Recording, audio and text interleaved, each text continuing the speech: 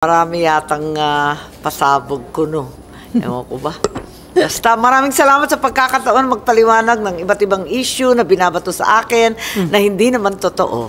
At saka may magandang balita rin para sa ating mga lolas and lolos. Yes. So, yun. Para sa ating lolos and lolas, unang-una yung social pension. 2022 pa, dinoble na yung 500 pesos na dapat tanggapin ng ating mahihirap na lolos and lolas. Kayo na lang ang tanging pag-asa ko na makabangon at todo bugbog ng media sa akin lately. Marami yatang pasabog ko, no? Ewan ko ba? Basta maraming salamat sa pagkakataon magpaliwanag ng iba't ibang issue na binabato sa akin na hindi naman totoo. Ayun. Pero sa kabila nun, marami rin tayong magandang balita na ipapahiwatig sa ating mga kasamahan sa Senado na kung minsan sa kamamadali po natin, hindi natin nabibigyan ng sapat na pansin. At yung iba, halimbawa dun sa foreign relations, wala masyadong napapaliwanag. Kaya isang pagkakataon nito at ako'y nagpapasalamat nga na maipaliwanag sa inyo kung ano yon at saka may magandang balita rin para sa ating mga lolas and lolos. Yes. So, yun.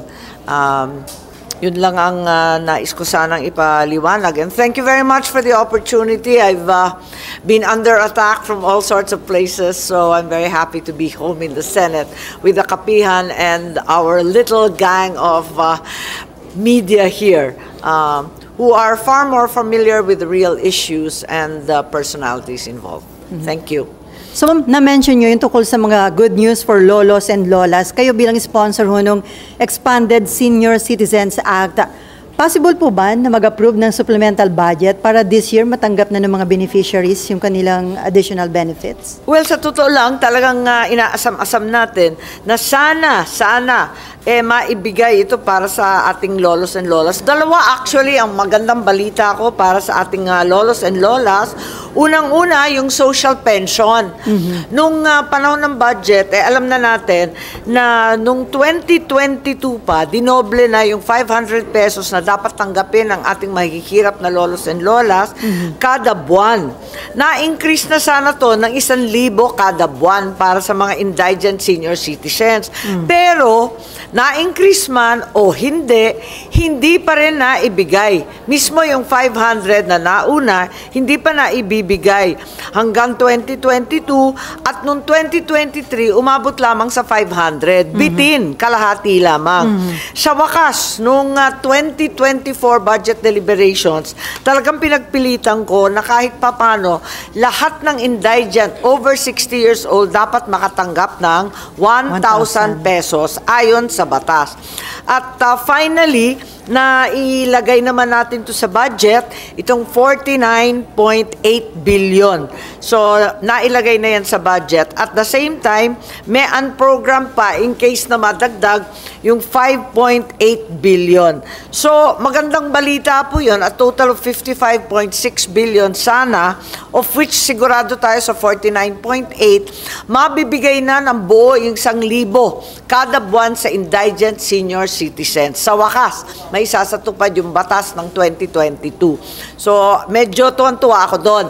Isa pa, eto nga yung napirmahan, yung Expanded Centenarians Act. Ngayon, kompletos recados na hindi na lamang yung mga aapak ng 100 taon, kundi pati yung octogenarians and nonagenarians. Ibig sabihin, at 80 years old, may tatanggapin ang lahat ng seniors to, hindi lamang yung mga indigent. Ito lahat-lahat ng ating lolos and lolas, parang regalo sa kanila, pagkilala at konting karinyo naman sa haba ng panahon. 80 years old, tatanggap ng 10,000 pesos. 85 years old, another 10,000. 1995 hanggang umabot. Hanggang umabot nga doon sa 100 years old na dati ng 100,000 pesos. Ang ating budget dyan 2.6 billion. Iawas natin yung 187 million na siyang budget na para sa ating centenarians, maliit na bagay lang yan kung ihahambing sa kung ano-anong insertion na ririnig natin, 2.1 billion. 2.4 billion ang mag-ending. Kasi 2.6 ang total nung bill, pero may pera na para sa centenarians. Sana mahanap natin yung remaining 2.45. Yun ang dasal ko na mahanap pa rin yan kahit papano. Kaya lang, kinakabahan ako sa dinami-daming isinaksak dyan sa unprogrammed, baka maubos sa kung ano-ano. Pero magandang balita siya kasi kahit papano, andyan na yan. And after so many years na parating may nagfa-file ng batas tungkol sa ating mga centenarians at yung coverage sa mas bata, mga 80-90, nakahanap tayo ng solusyon na hindi masyadong malalaki ang gagastusin. So medyo magandang balita yun, and I'm hopeful na ma-implement this year kasi hindi naman ganong laki yung halaga at meron ng pinag-umpisahan sa centenarians. So ma'am, may nakikita na kayo na pwedeng pagkunan ng 2.4 billion? Well, I think marami naman tayo mapapagkunan kung talagang pipilitin natin dahil sigurado naman may savings kahit papano, and I'm hopeful that we'll be able to get some money from the different activities. So, yun, sana makahanap tayo ng pera. Kasi hindi naman saksakan ng laki kung tutuusin 2.45. Yung iba nga, napakalalaki, nahahanapan pa Kasi nabanggit ni Senator Bong Revilla, parang sa 2025 pa. So may chance na within this year. 2025, pero syempre ako, mas makulit ako. So talagang hahanapan ko hanggat kaya. Kasi nga tulad ng sinabi ko, meron na may 187 million na para sa centenarians. Dagdagan pa ng konti para hindi bitin. Kasi may nagsabi na bakit yung bitin Halimbawa ma'am, nag-birthday ngayon ng 80th, tapos hindi niya natanggap, next year namatay na yung... Kaya nga, yun na nga yun, ang saklap naman. Kasi nga hindi kakayanin, hindi mapapasa yung batas kapag ginawang every year. Kaya laktaw-laktaw na lang every 5 years. Pero tignan natin hanggat kaya. Kung pwede pa sa 2024, I'm still hopeful. Di ako nawawala ng pag-asa na mapagpilitan yan. Di naman kasi malalaki kung tutuusin I may follow up? A clarification, Mav. And then Nympha. Pare kayo, 82 years old na siya. Pwede pa po ba niyo makuha yung pa-80 niya? Hindi na.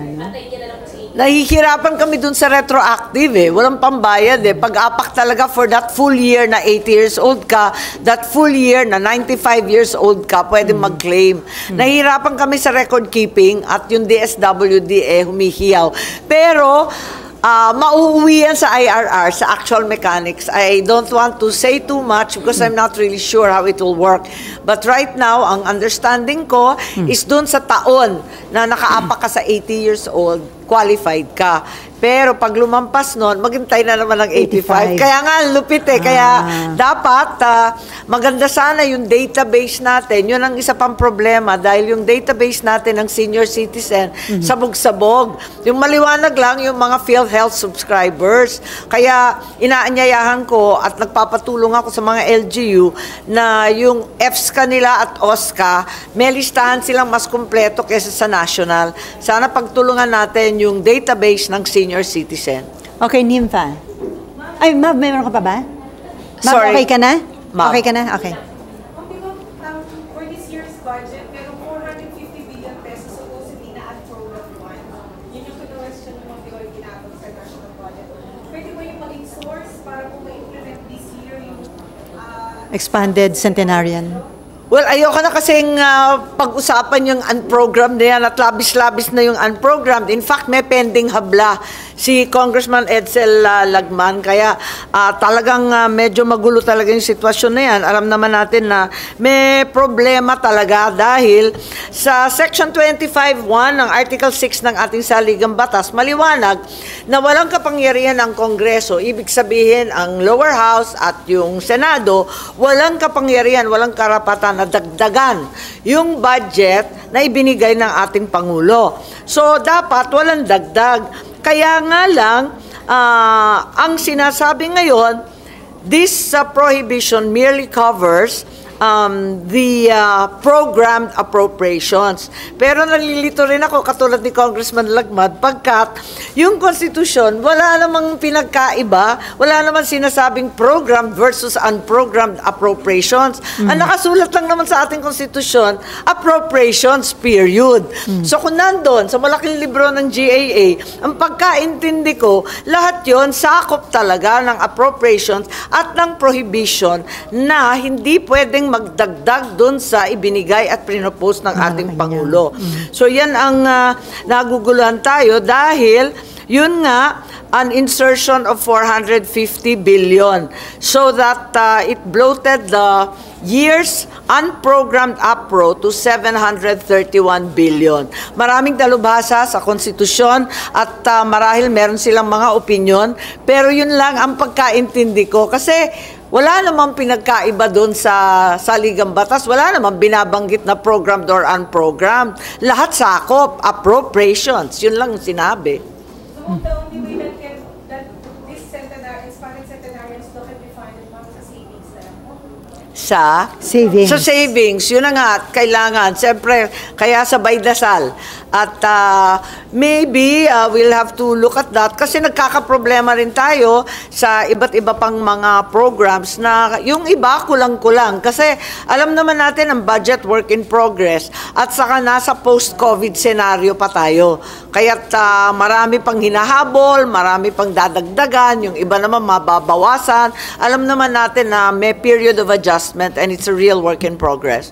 But halimbawa, no, yung projection namin sa gastos dun sa 80, 90, 95 years old sa expanded centenaries, hindi naman tayo sigurado din eh.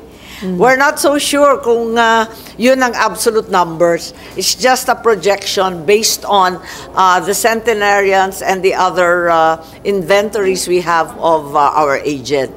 So ma'am, ina-assume nyo this year matatanggap na ng mga hindi ko ina-assume pinagdadasal ko. Kasi right now, it's just been passed and alam naman natin tapos na yung budget. Sarado na yung budget kumbaga. Yun nga lang kung maswertehan natin na may savings o may pagkukunang iba, sana ito na ang bigyan ng prioridad. Kasi utang na natin sa mga lola't lolo to at pati yung social stipend, utang na yan noon pa 2022, 2021, hindi nabibigay ng buo. So first time sa taong ito, wala pang retroactive. Ma'am, tungkol naman dun sa mga ayuda dito sa mga social protection program, parang dumadami yung issue. Like yung na-discover nyo, na biglang naisingit sa 2024 budget yung AKAP program. That's And then right. recently naman, may ayuda scam na ibinulgar itong si Senator J.V. Ercito. Nangyayari daw sa San Juan at malamang hindi ito isolated kahit sa iba nangyayari. So, di ba na, sabi nyo pa nga, nagamit din ito na Sa PI. sa PI. Right. So, sa tingin nyo, paano dapat ma-address para maiwasan yung ganitong problema at matiyak ko na yung pondo para dito sa iba't ibang mga ayuda program talaga napupunta sa beneficiaries at hindi nagagamit ng ilang mga politiko? Right. Yun nga nagkakaroon tayo ng mendicant ayuda mentality. Lahat na lang nagpapasikat, nagpo-produce ng ayuda. Hindi ako tutol sa anumang ayuda. Gusto ko talaga makatulong sa mga nangangailangan. Ngunit pag ginamit ito sa pamamaraan na pampolitika, ibang usapan na to, hindi katanggap-tanggap. Higit sa lahat, talagang sinasamantala na yung kahirapan ng nakararaming Pilipino. So, hindi siya maganda at ang tunay naman na pag-aahon sa kahirapan ay edukasyon at trabaho, maayos na trabaho. Kaya yung ayuda, kumbaga, one-shot deal lang yan. O di kaya, parang pansamantala, pantawid. Pantawid nga lang talaga. Ngayon, ginagamit pa sa kung ano-anong suhol, sa ayuda scam na inaawas pa yung marami, hindi naman yata maganda yon. Nagulat lang at alam ko, na nagalit sa akin yung marami yata na politiko pagkat nabuking yung AKAP. Hindi ko naman sinasadya, ni-report lang sa amin at napilitan ako magsalita dahil talaga namang hindi namin alam.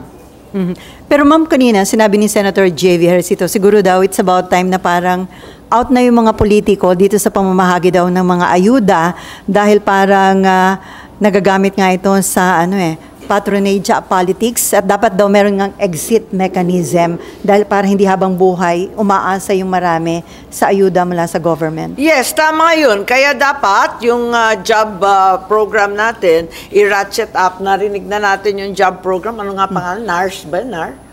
Yung job program. Yung kay Pero Senator parang dapat, hindi nga ninyo maalala kasi talagang hindi Joel, masyado. di ba yung kay Joel? Hindi, yung parang pinag-ipon-ipon yung dole, test, iba't iba.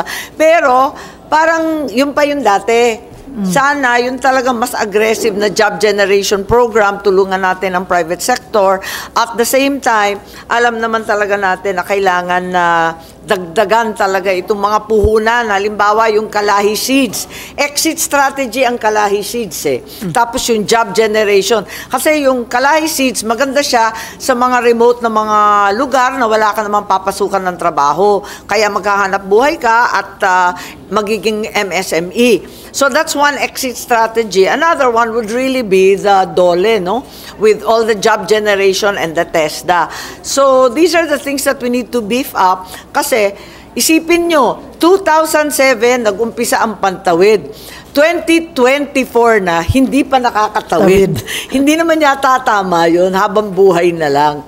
Ibig sabihin, hindi siya successful, hindi siya matagumpay kung hindi sila umahon sa kahirapan. At ang nangyari lamang, tumanda yung mga anak na nagpabakuna at nag-aral. Hindi naman sapat yun. Sinasabi nga, multidimensional yung poverty. Pero ang hunot dulo, kailangan may maayos na kinikita. Ay ma'am, dun sa idea na dapat out na yung mga politicians sa distribution ng mga ayuda dahil nagagamit nga daw sa... Well, yun nga ang kino-quote nila na talagang, eto nga, may issue si Senator Coco dito sa ilang programa. Isa rito yung card program na binabanggit. Naalala po ba ninyo ito last year yata, bandang November, may card program for 10,000 poor and vulnerable. Di ko alam basta nabanggit lang to. Card Smart at kailan ba yun? 29 ba yun? Kapon ba yun? Meron na naman kapon, yung tungkol sa PWD and seniors. So these programs are supposed to be joint initiatives of the Speaker and the DSWD. Yung card. So, bago narinig na ba ninyo nung November yon? Kasi may ganon. 1,000 in cash, 1,000 for a 25 kilo sack of rice. Tapos, may smart internship din. Ito hindi DSWD. Iba pang pinanggalingan ng pera. Nalilito nga ako sa totoo lang. Kung nakakunot ang noon ninyo, mas lalo na mo problema ako. Itong SMART may kinalaman sa iba't ibang eskwela na mag-i-internship sa Kongreso. Hindi naman siya bad idea, pero pinagtatakahan lang natin aling department ba yan at saan galing ang budget. Ganon din, itong inanunsyo kahapon ba yon? Narinig ba ninyo ito? Na palalawakin yung discounts ng PWD. Kaya ako na late kasi nakita ko lang. Yung sa grocery? Narinig ko lang kahapon, tapos biglang, teka muna, ano nga ba yun? So, yung DTI naman po to, ito yung discount sa groceries and other basic commodities para sa PWD na limited to 65 pesos a week will now become 125 a week or 500 a month. Yun ang intindi ko. At sumang-ayon naman daw yung DTI. Ngayon, pinagtatakahan ko rin kung saan ito manggagaling at talaga bang DTI project to or joint initiative. Kasi hindi naman ako nakikipag-away ulit at sapat na siguro yung kaaway ko, kundi kinakatakutan lang natin na ito ay swak dun sa prohibition ng PDAF. Kung maalala niyo yung Belgica versus Ochoa, na wag makikialam ang mga legislators sa post-enactment participation ng iba't ibang project. Ito, nakasaad kasi joint project, bawal na yun tapos na yung budget So may violation. Ang papel lang namin dito, di ba magsaayos ng budget. Diba? Yun ang papel natin. Pagkatapos noon, yung executive na, sila na yung mag-implement, mag-enforce, mag-execute. Kaya nga executive eh. Tapos, hands-off na kami dyan, puwera kung may problema at may oversight function. Babalik ka na naman. Diba? Ganun yun. Ito, nagtataka ako dito sa card, sa smart, at ditong Sa grocery. anong DTI discounts, at sinasabi, joint initiative, post-budget, and it might be a violation of Velica versus Ochoa and the entire principle established regarding PDAF. Yun lang. Pinapayuhan ko lang kung ano man ito, kung sinasabi nila, branding lang to, yung press release, iba kasi yung dating. Mag-ingat lang po tayo kasi pinagbabawalan ng puspusa ng ating Korte Suprema. Pero ma'am, lahat yung mga binanggit ninyo, initiative ni Speaker Romualdez. Hindi. Sabi nga, hindi ko nga maintindihan kasi wala naman tayong ganyan eh. So, Wala rin yan sa budget, kaya hindi ko alam, hindi ko naintindihan. Siguro, kailangan na ipaliwanag lang sa atin. Baka may maayos na paliwanag dyan. Pero, malaki-laki rin siya eh. Kasi yung cash and rice distribution, saan galing ang pera niyan? Ang sabi ng DSWD, sakop pa rin ng AIX yan. Pero ang sabi nito, joint project. So, I don't quite understand. So, hindi, maliwanagan lang tayo, di ba? Kasi dapat maayos ang ating separation of powers, tapos higit sa lahat, wag tayo lalabag sa Korte Suprema. so ma'am, sino yung dapat na mag-aral dyan or bumusisi kung violation yan doon sa Supreme Court ruling regarding dun sa nabanggit nyo? Ang alam ko, yung minority natin nagtatanong tungkol dyan. So, pwede pero mag-conduct ng maliban sa Senate? cash, sa card, meron pang DTI, tapos itong smart naman. So, I'm a little anxious that this may be a violation of the Belica versus Ochoa. Kaya aralin natin maigi. Gusto natin makatulong, pero sa kabila nun, kailangan ayon sa batas at sa Korte Suprema. So ma'am, kung violation yan dun sa Supreme Court ruling, pwede ba mag-initiate ang Senate ng inquiry tungkol dyan Ako, eto na naman. Nako, talagang bardagulan na naman yan. Kinakabahan na ako. Pero possible. Ang akin naman lagi, payo lamang, di ba? Na pinagsasabihan ko lamang ang isa't isa. Ako din. I just want to be very careful that we're not in violation of our own constitution and our own laws. Bago ko ma'am, tuloy pa rin yung inquiry nyo tungkol sa AKAP program? Sa AKAP, yun nga ang aming pinag-uusapan at talagang ang DSWD nangako naman na hanggat walang mga guidelines at walang maliwanag na project guidelines, talagang hindi sila mag-i-implement niyan. Kaya naka-hold lahat. Yung mga nagsasabi nakatanggap ng AKAP, baka nalito lang kasi AIX yun. Wala pa raw talaga nare-release yung 26.7 billion na nandyan sa DSWD budget, na wala naman sa NEP, wala naman sa GAB, biglang sumulpot sa final edition, sabi pati ng DBM, hindi daw nila alam kung saan i-release yung budget kasi wala pang ang IRR. So if both the DSWD and the DBM are uncertain as to how to implement this project, I'm certain that no amounts have so far been released.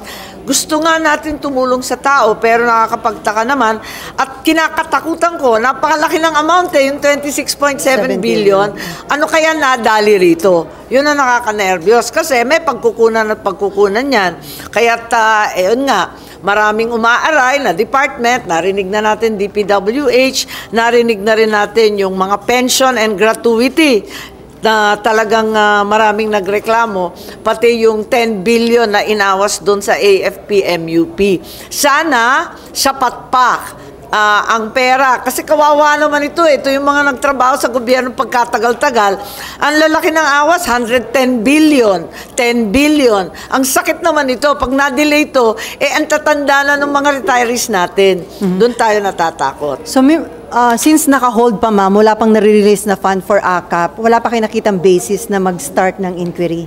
Well, para sa akin kasi, ipaliwanag muna kung ano ito. Sabi naman ng iba, expanded AKAP, expanded AIX. Sabi naman ng iba, may rice giving program na parang combination dun sa card. Sabi naman ng iba, magiging LGU ang beneficiary. Nililito ba tayo? I think until now, we are very, very unclear.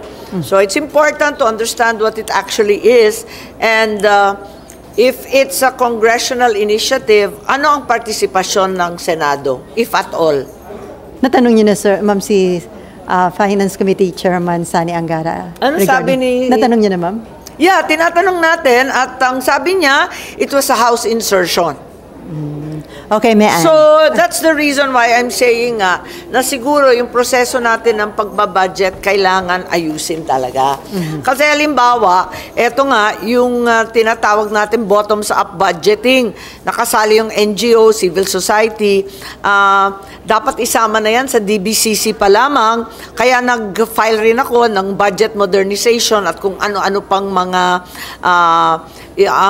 batas para makatulong nga, kasi nga may mga butas dito sa sistema natin. Wala akong tinuturo, wala akong sinisisi. Ang akin lamang, siguro, yung mga NGO at stakeholders, ikonsulta na sa umpisa pa lamang. Tapos, yung simultaneous hearing na ginagawa na by the Senate and the House para hindi tayo gahol sa panahon. Tapos, pirmahan na lang or kinukuha yung e-signature para matigil yung ganon. Talaga i-diskusyon.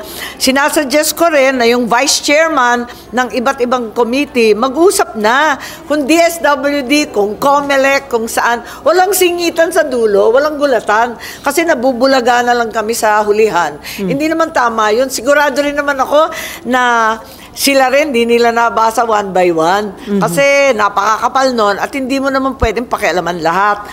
So, ang maganda sana, yung mga vice chairman magkonsultahan na ng maaga at yung dating ginagawa na wag mababawasan yung flagship projects ng pamahalaan. Katulad ng nangyari dito sa Public Works, na yung flagship projects under the foreign assisted, for the first time sa history ng ating bansa, naging zero allocation sa budget.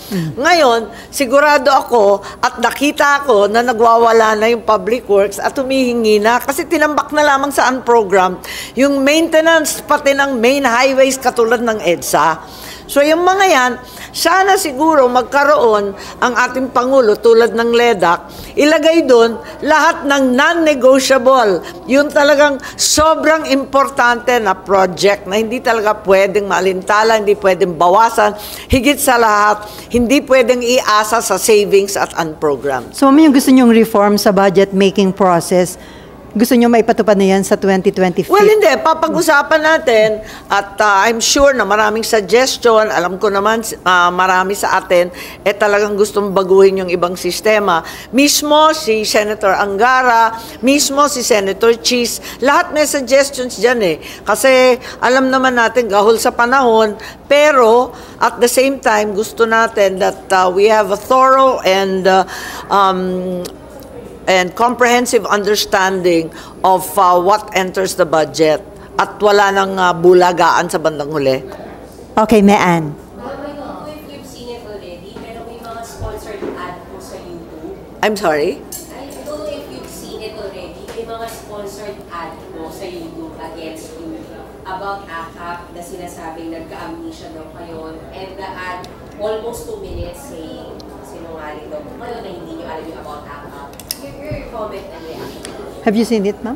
Yes, I've been told that I'm being bashed thoroughly by paid ads on YouTube, Facebook, and other platforms.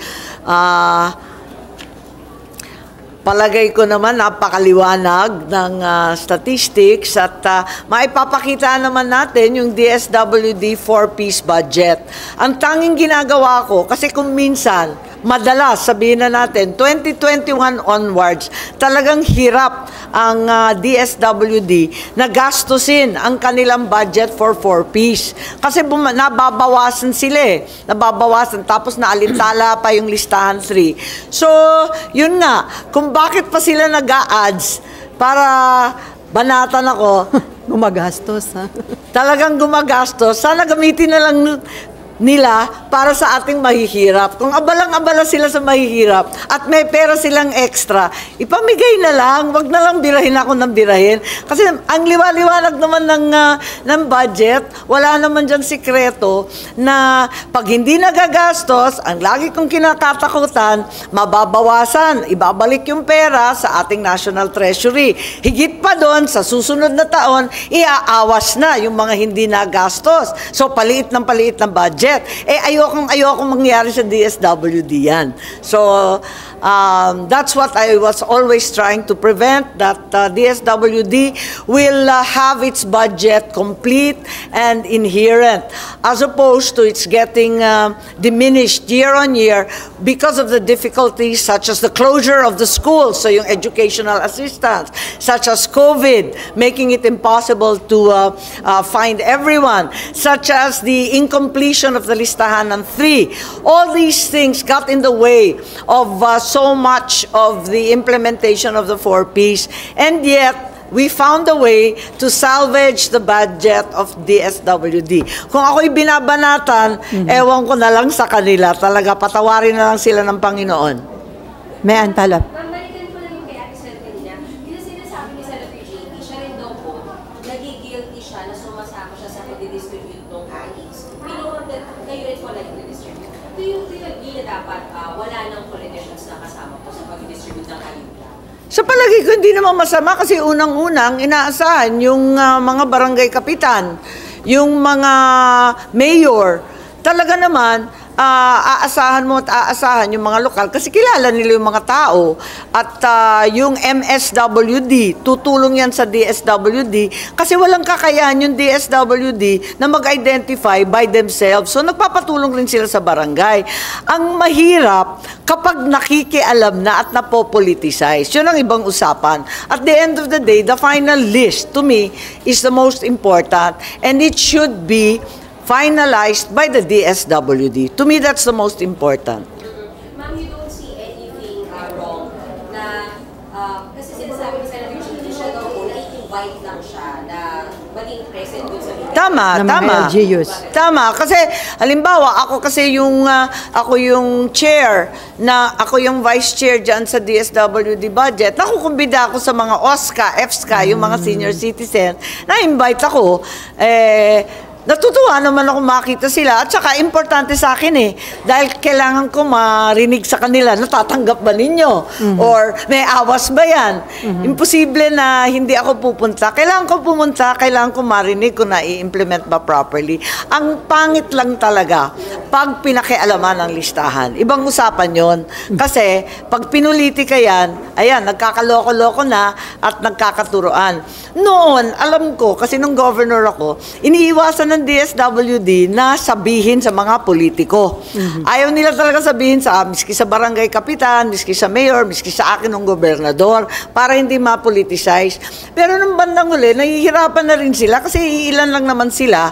Kailangan talaga nila magkonsulta at hanapin yung tao sa barangay. So, ang ending, tulong-tulong na lang. Pero sa final listing, ano man ang isubmit at i-approve o ituro ng mga barangay kapitan, mayor, governor at iba pa, sa bandang uli, ang final list dapat nasa DSWD at wag na natin pakialaman. We just submit what we know and that's it. Okay. Last na po, ma'am, you don't worry na baka masabihan kayo na electionist kasama sa nag-distribute ng mga ayis? Layo-layo pa ng eleksyon. Naku naman, sobra namang lapit na ng eleksyon, parang na-agitate tayo dahil alam naman natin na napakarami kasing programa na lumalabas, ayoko naman na mauwi tayong lahat sa ayuda mentality. Firstly, we become mendicant and dependent on a very unreliable source of income. And secondly, there's the dire threat that you are depriving those who truly need ayuda from receiving their fair share. Ma'am, balikan ko yung paid ad laban sa inyo. May Oo idea nga. Ma'am, may idea ka ba sino yung nasa likod nun? And then may kinukonsider ka ba na legal action? Palagay ko siguro yung mga yung mga natatakot mawala yung 60 billion akap. Hindi ko man kasalanan, sinumbong lang sa akin, di ba? Pero may info ka. Di ko nga alam eh. May info ko, ma'am, sino yung nasa likod niyan na gumagastos ng ads para lang i-bash ka. Sa totoo lang wala, kasi dead ma. Pero may idea ka, ma'am. Halatang-halata naman paid ad, wala namang maniniwala, higit sa lahat, hindi naman nakakatuwa. So dead na. Ewan ko, may dating ba? Nakakainip, di ba? Kung sino man siya. Nandun ba sa sa lower house, ma'am? Di ko alam. Di ko alam. Ang dami naman nilang pera para gastusin sa ads. Sana, kung talagang abala sila sa mahihirap, doon na lang nila ibigay. Sa mga nalindol, nasunog, na El Nino, at iba't iba pa. Ma'am, tungkol dun sa simultaneous na midterm election at plebiscite sa 2025, ang sabi ni Commissioner Garcia, makakatipid ang government about 13 billion pesos. So, at least yung matitipid, ma'am, yun yung na-insert ba doon sa COMELEC? Nakakatawa nga kasi nung una, ang sabi, bawal at hindi kakayanin ng COMELEC yung plebiscite sa susunod na taon, sa 2025. Tapos, nung isang araw, amenable na medyo tumbling at naging okay na. And the same case was used. Nakakatuwa kasi yung citation pareho yung Oksena ba yung pronunciation? OCCENA versus COMELEC to justify na pwede and also to justify na hindi pwede. Kaya kakalito nga eh. Pero ang point is, there's no prohibition from conducting a plebiscite at the same time as an election. Ang sabi nga, naka-imprenta na daw yung mga forms ng election, ganyan, pwede naman ilagay as a rider question sa likuran. Pero ma'am, ano yun, ang pagbabago ng stand ba ng COMELEC dahil mismong si Pangulong Bongbong Marcos Jr. doon sa meeting nyo last Monday, ma'am, di ba? Open siya o pabor siya na pagsabayin na? Itanong mo sa COMELEC, hindi ko alam, nalito ako sa kanila kasi nung una sabi hindi kakayanin, dalawa na yung election sa 2025, hindi na kaya yung plebiscite. Tapos sabi, hindi daw pwede na mag-plebiscite kasama nung national election, pero the other day, pwede na. Pero ma'am, doon sa meeting nyo nga with the President, sinabi na Pangulo na okay sa kanya, pabor siya na simultaneous. Di ko alam. Oo, yun ang balita ko. Pero, Nandun ko ba ba sa yun ang meeting balita ko. Pero, after the signing kasi, nung octogenarians, nonagenarians, umalis na ako eh. Kasi akala ko, mapipirman rin yung sa Seaman. Nasa Bicam ako noon. Kaya medyo napahiya kami noon eh. Kasi sana sinabihan man lang na hindi matutuloy. Pero last minute, buong ningning nang umapir lahat. Ang nag-prayer pa si Acting Secretary Kakdak. Yung pala pack up. Kakaya nga eh. Ano ba yun? So ma'am, balik sa Bicam yung sa Seaman? Yeah, ang balita ko, balik sa Bicam na syempre may duda rin tayo doon kasi bakit naging ganon? Di ba enrolled bill na? Pag enrolled bill, kailangan i-veto. Pero sabi nila, nagawa na daw yun eh. So, I guess that's what they're gonna do. Send it back and have another Bicam. It's really curious because my understanding was domestic shipping was excluded. Yun ang pagkaintindi ko. Siyempre, hindi ka naman pwede maglagay ng CR or dorm sa bangka. Obvious ba? Kasi ang liliit naman noon, ano? Hindi naman kakayanin.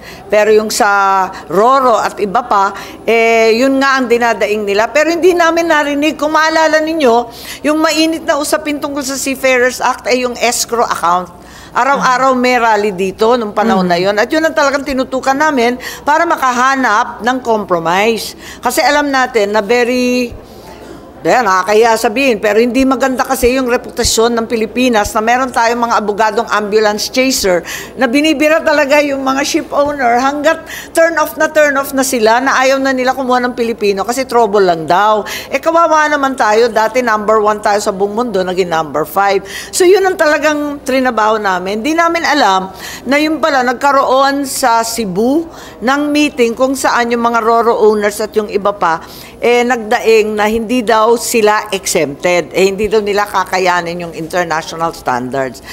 Medyo nalilito ako kasi ang pagkaintindi ko, ang domestic shipping is not included and all fishing vessels are exempted.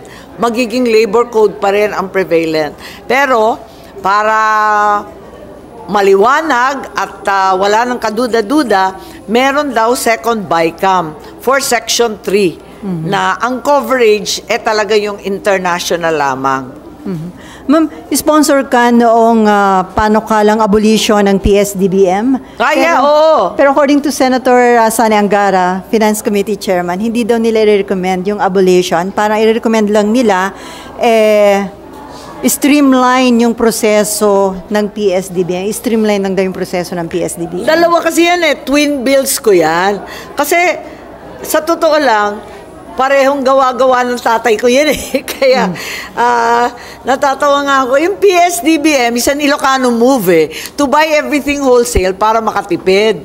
Pero, ang nangyayari sa PSDBM, katulad ng DTI, pitik, naalala nyo yung PTIC, pareho naging parkingan ng kung ano-anong pondo para lang hindi mag-revert to National Treasury. Yung iba't ibang ahensya, dyan nila pinapark yung pera nila at sasabihin disburse na. Yung pala, 8 years, 9 years, ang haba-haba na ng panahon, hindi pa nagagamit yung pera. Ano ba naman yon? So sabi ko, imbes na ituloy-tuloy pa itong dalawa, I know the reasons why they were set up. Yung DBM nga, like I said, para makabili ng wholesale. Kung puro coupon bond lang naman, o kaya yung mga carbon paper, dati uso pa yon, or fax paper, lahat yon, ng mga thermal rolls, lahat yon bibilihin ng national, tapos ikakalat. Pero sa ngayon, meron na tayong mga small item bidding di ba? Meron na tayong proseso para sa munisipyo. Tapos kung minsan mas mura pa procure locally kasi wala nang shipping, wala nang installation. So, parang naisip ko, tanggalin na natin yung DBM na PS dahil nga it no longer serves its purpose. It might be counterproductive. But I was listening to them. That's what they were saying. At yung isa pa, yung DTI, yung PTIC, alam ko noon, ang nangyari dyan, nung nag-umpisa tayo to have ties with the communist countries at that time, at the time na patapos pa lang ang Cold War, hindi tayo makapag-trade directly kapag walang diplomatic ties. So, ang nangyayari, to be able to trade with Russia, with the Eastern Bloc, with China, with Cuba, in order to trade with them, ang ginawa, nagtatag ng PTIC. So, on a government-to-government basis, nakakapag-trade tayo sa ibang bansa na hindi pa buo ang diplomatic ties para hindi magulo.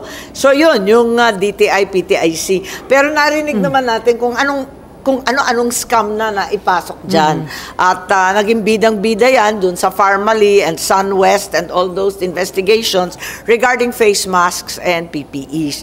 So, I don't see the purpose na of that DTI, PTIC because as a matter of fact, we have full diplomatic relations with so many of these countries with whom we trade. So, it has outlived its usefulness in the same way that the BMPS has as well. Ma'am, paano yun? Amenable kayo doon sa plano ng department? Di ba, subject to vote naman yan. Ah. Kung ano yung boto, kung talagang paninindigan pa nila yung DBMPS, di wala tayong magagawa. Ang akin lamang, talagang kinakailangan tignan na yan. At hindi na siya gawin kasangkapan para sa pagpa-parking ng kung ano-anong pondo. Pero ma'am, ano yung sentiment ng majority ng mga senator? Pabor sila sa abolition na ng PSDBM? Di ko alam, pero alam ko nung mga investigasyon, lahat galit. Siyempre, nasasayang ang pera. Tinatago-tago sa kung saan. Halimbawa, may mga pondo noon, yung mga AFP, mga baril na kailangan, di pa na-procure. Kung saan-saan naglanding. Kaya nagugulat kami noon kung bakit nangyayari yan. Nympha? Okay, Mav. I think there was also, the other day, nandito si Ban Ki-moon. Medyo nakakatuwa naman na nangyari. Nandito si Ban Ki-moon. So we are very happy and honored by that. Tapos meron tayo noon yung, marami-rami na rin ang napapasa natin. After 12 years, napasa yung Global Green na yun yung initiative ni Ban Ki-moon. At nakapagbigay na sila ng over 10 million US dollars in iba't ibang project. I'll follow it up with the diversity of cultural expressions. It's a UN convention for preferential treatment for Filipino artists and creators. It will also allow us to access the International Fund for Cultural Diversity. At ito ay makakapagbigay ng upwards of 100,000 US dollars sa ating mga artists. So, 19 years na yan nag-iintay, ipasa na po natin. Napasa rin natin yung Korea, yung Social Security sa Philippines and Korea. Maraming Pilipino kasi nagtatrabaho doon. Covered sila ng Social Security.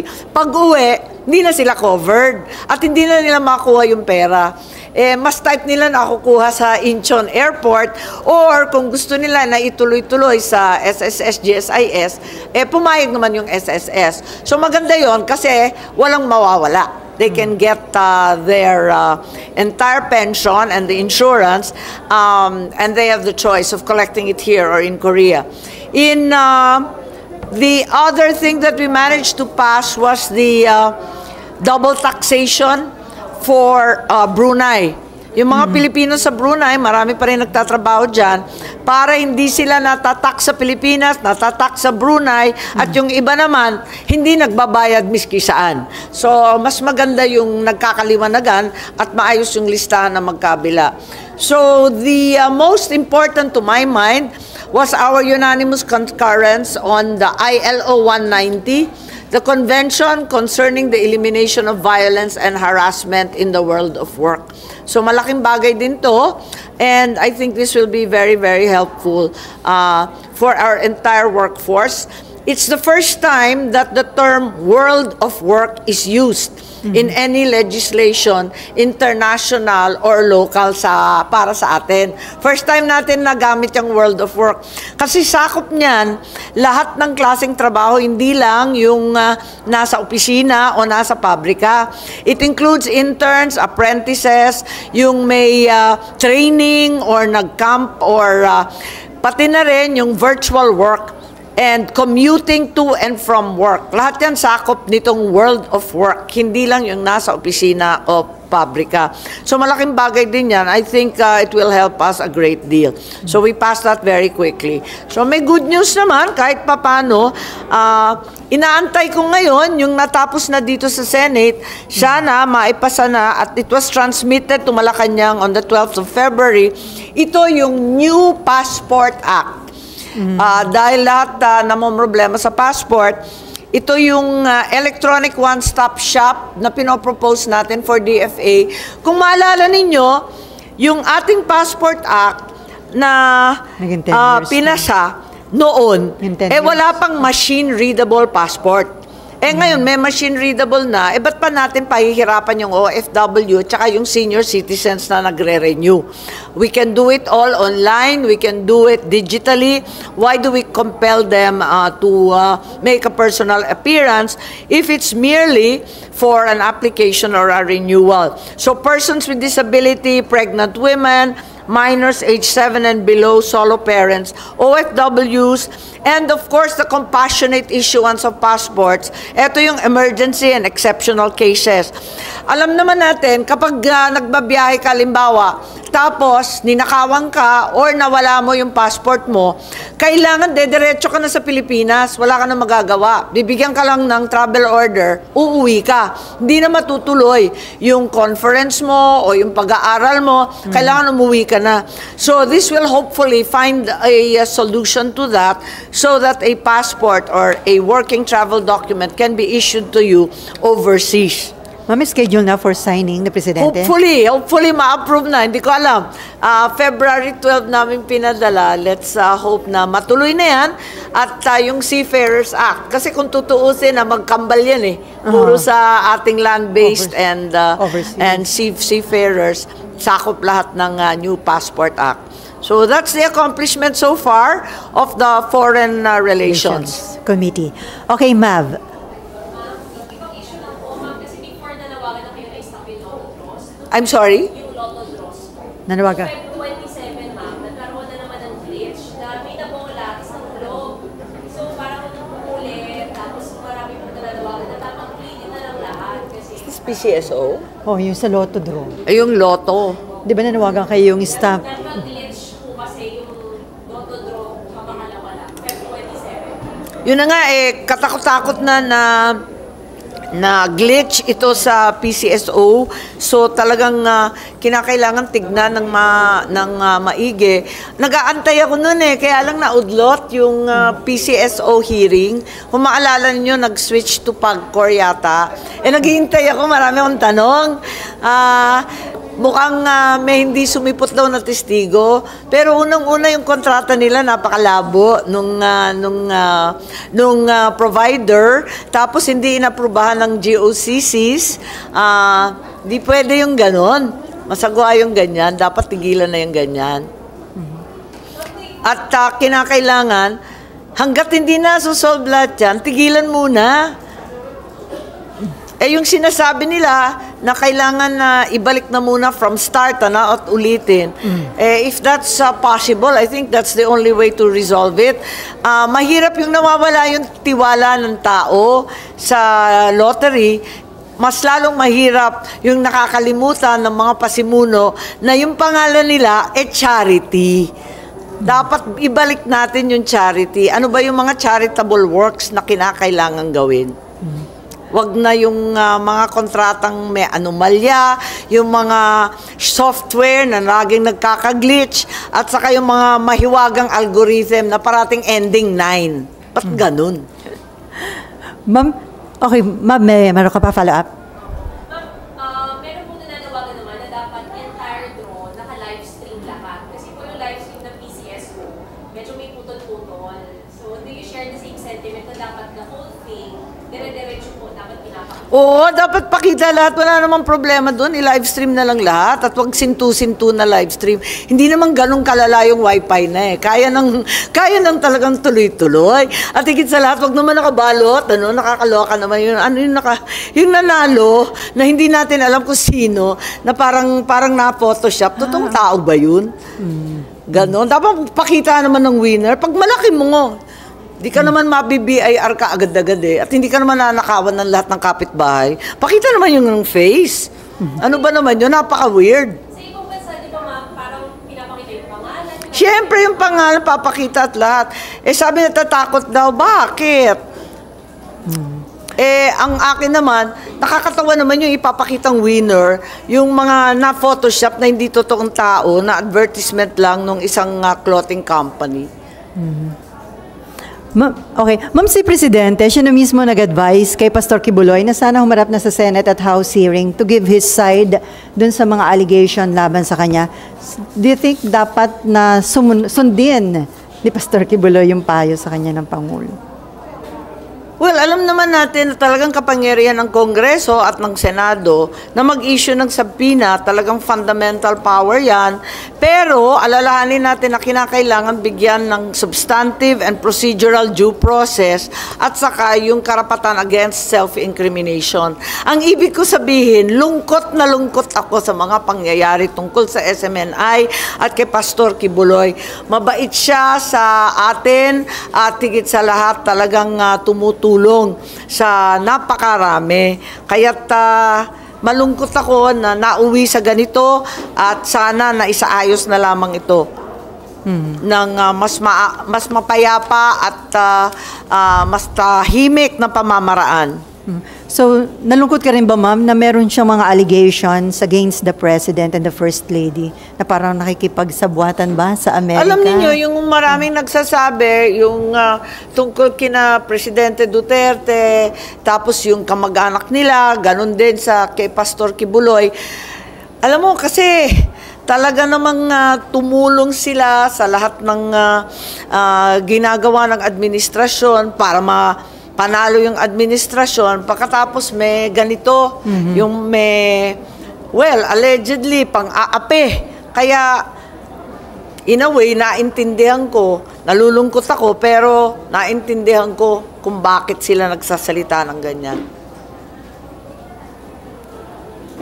Ano sa tingin yung dapat na gawin para para matapos itong issue Well, na sa ito? ngayon, andyan na. We are in a legal situation. Susundan na lamang yan.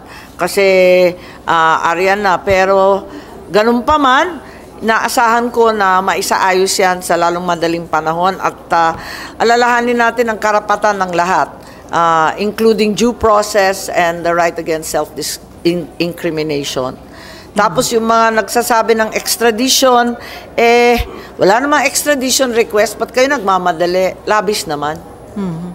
May nagpapatanong pero nasagot na yata nyo ito, ma'am. Yung allegation na isang kongresista na nag-realign daw po kayo ng 13 billion for the 4-piece program. Yan nga yung 4-piece na-deprive daw baka hindi nila naintindihan yung proseso, talagang ilang taon na hindi nagagastos ng DSWD yung 4-piece budget. At kesa maibalik sa National Treasury at mabawasan ng forever ang ating 4-piece, ay linipat natin sa iba.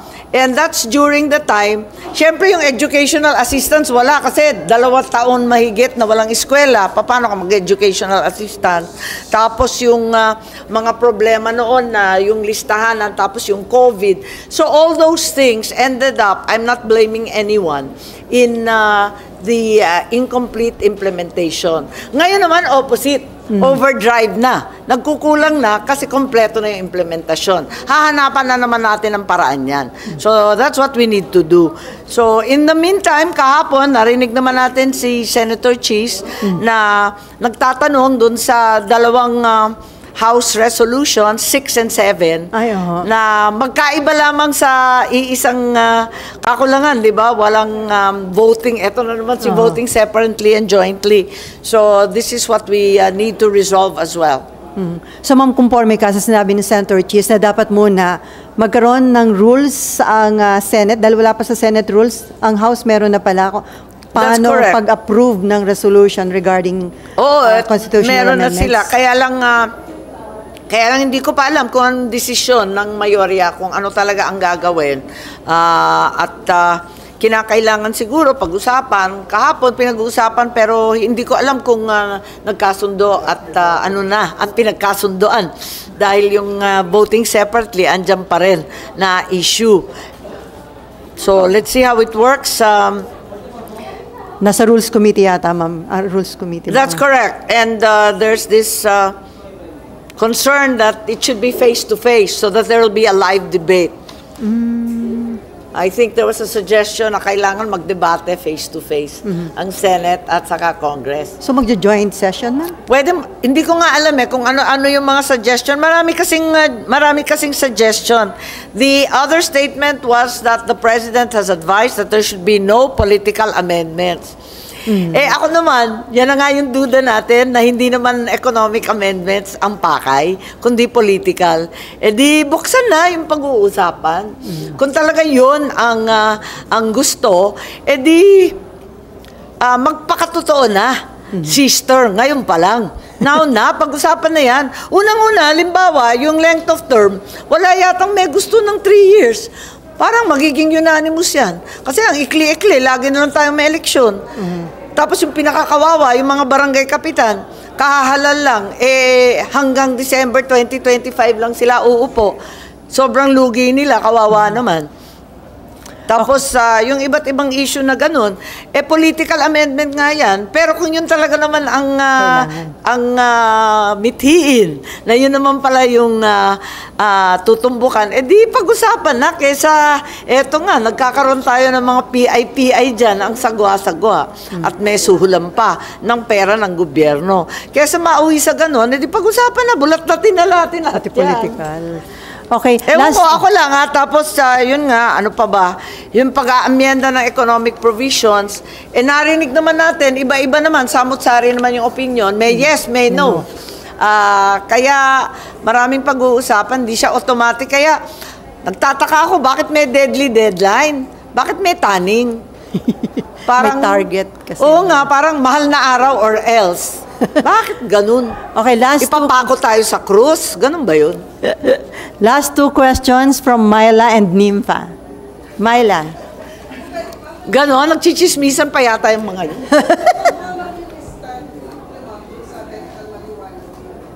Medical marijuana bill. Yeah. Medical cannabis. May bill na. Did you sign, ma'am?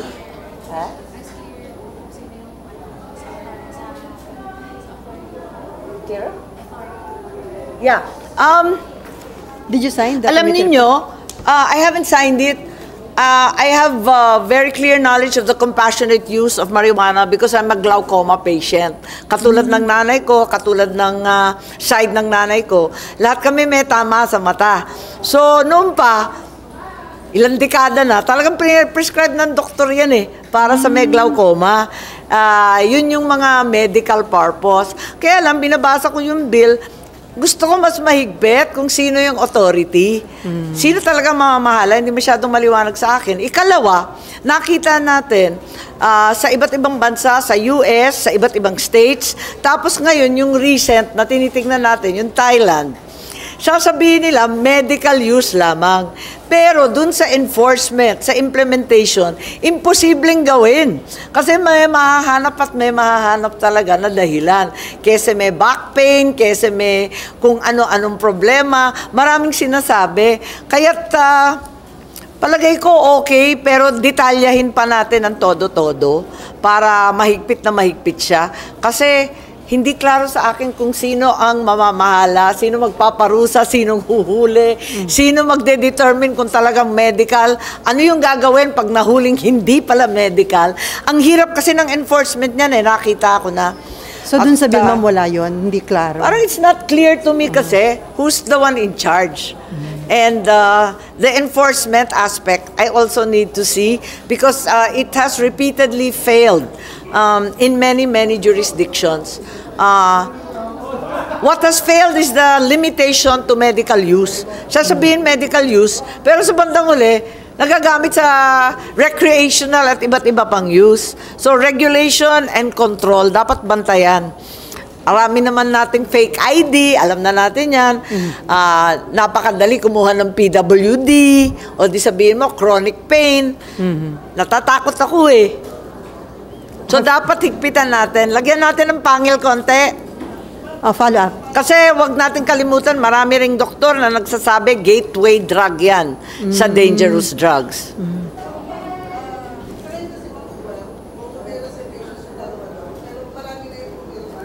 I'm sorry?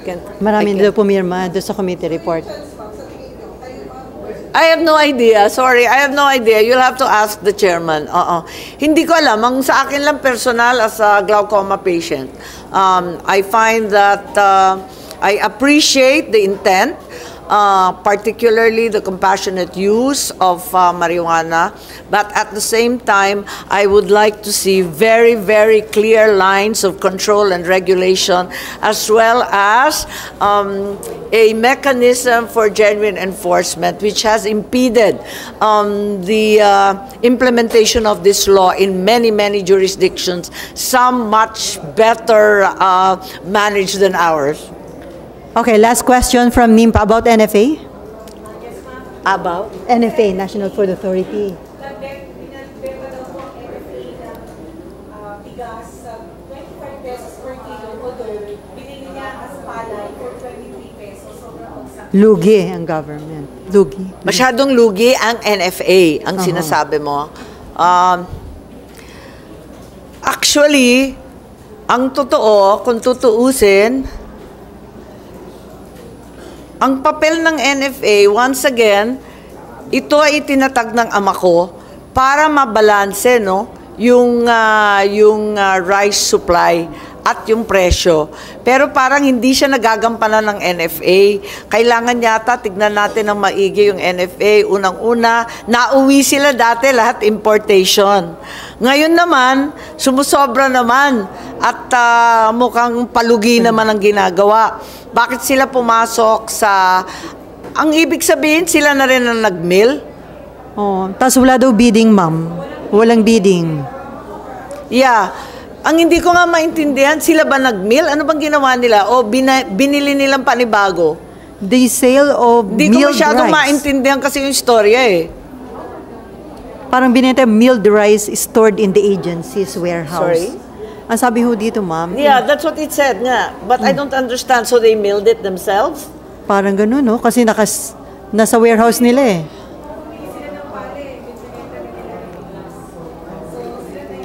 Meal, oo. I'm sorry, it's hard for me to comment. Di ko masyado naintindihan. Pero ang NFA talaga, ang dapat, nagbabuyback sila sa ating magsasaka. Yun talaga ang papel nila, di ba? Yung palay. Yung palay talaga, dapat bilhin nila. Yan talaga ang papel nila sa buhay dapat. Hindi yung nangyayari noon na panayang import. Ngayon, nabalik naman sa pamimili ng palay at 23 pesos, which is the market rate, I believe. So, kung bakit nila binibenta ngayon ng 25 at kung paano, kailangan natin alamin. Kasi nakakalito ito. Unless may paliwanag sila na maayos, I don't quite understand the story eh. Pero yung NFA ba, kagaya ng PSDF dapat at PTIC na dapat, review na rin yung existing. Yes, yung NFA, yun nga ang sinasabi ko, yun ang inumpisahan ko na in fact, ito yung tinatag rin ng aking ama na stabilize yung presyo ng bigas sa atin. Pero parang hindi na niya nagagampanan. Una, nauwi sa importation. Ngayon, nauwi naman sa subsidy na hindi naman malawakang subsidy kasi maliit naman yung budget nila at hindi naman sila nagbabuyback ng maramihan. Parati nilang sinasabi na hindi kaya. Napako sila sa 17, 19 pesos. Namamayagpag na yung presyo last year. Umabot na ng 24, 27 sa ibang lugar. Kaya, parang dapat pag-aralan ulit yung NFA at parang hilong-talilo sila. Nung umpisa, sila pa yung nagne-negotiate para bumili ng bigas sa India.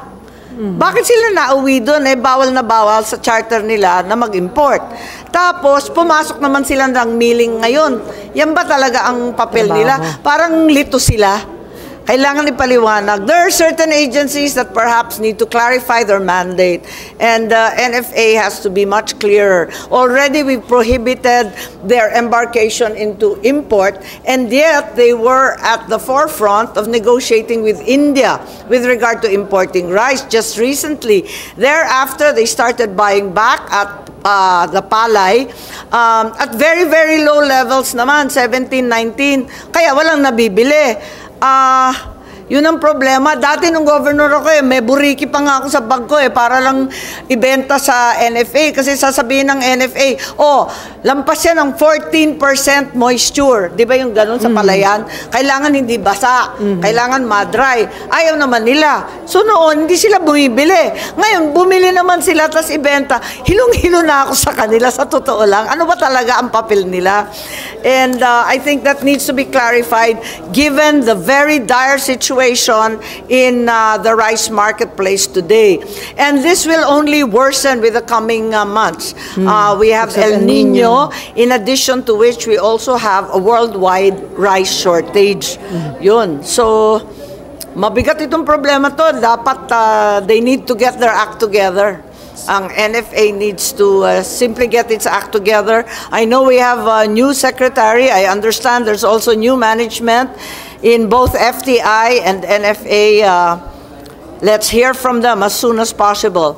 So ma'am, i-clear lang yung mandate, hindi abolish ang NFA. Palagay ko may papel pa rin sila sa buhay, pero ipaliwanag natin at ipaliwanag nila sa atin kung ano talaga ang magagawa nila sa lumulobong presyo ng bigas, palay man or kanin. On that note, thank you so much, Senator Amy Marcos. Yes, thank you very much. I don't know if we achieved anything aside from refuting those awful FB and YouTube ads. Wag na ninyo akong pag-abalahan, please. Ang abiso ko na lang sa lahat, hindi ka naman mananatili sa kapangyarihan at posisyon forever. Walang forever sa politika. Sabi ng nanay ko, ang buhay tayo namin, parang tsubibo. Sa taas, pinakatuktok, o di kaya sa ibaba. Kaya, ngayon pa lang, matuto nang yumuko at hold on. Yun ang nanay ko. Kaya, dapat konting pakumbaba, konting hinay-hinay, at maghawak kamay sa mga kasamahan, imbis na away-awayin. Wala lang. Ma'am, wala kang concern na yung paid ad maka-apekto sa iyong pagiging I'm sure maapektuhan, pero siguro naman matalino ang Pilipino. Alam naman nila na bayaran lang yun. Okay, on that note, thank you so much, Senator Amy, and also thank you to Alvin and Abby. Teka, ba't ang hilig-hilig nila ng paid ad? Lagi, oo nga, no? Teka muna, marami silang datong. Yung PI may paid ad, samantalang kung People's Initiative nang galing sa tao yon, bakit kukumbinsihin mo pa yung tao? Ngayon, paid ad na naman sa akin, bakit nila binabago ang isip ng tao? Ibig sabihin, hindi talaga naniniwala sa kanila noon. Kaya gumagastos pa sila. Ang hilig naman sa paid ad. Naku, ano ba yan? Sino ba yun, ma'am? Yung may pera at yung may mawawalan. Thank you, ma'am.